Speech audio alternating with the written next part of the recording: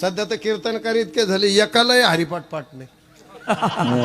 बाबा तुमच्या पाया पडून माफी मागून बोलतो, तिघाची बी, शास्त्रीची, तुमची तिघांची माफी मागतो.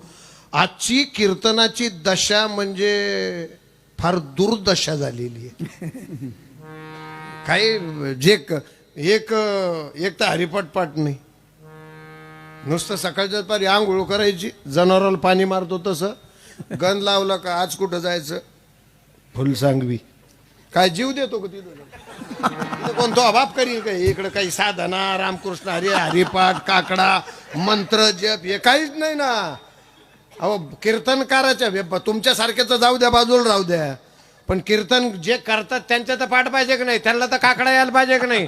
त्यांना तर रामकृष्ण हरी मंत्राचा जपाची लोक रामकृष्ण हरी सारखा मंत्र नाही तो ह्या अख्ख्या घराण्यात कोणी जपला तो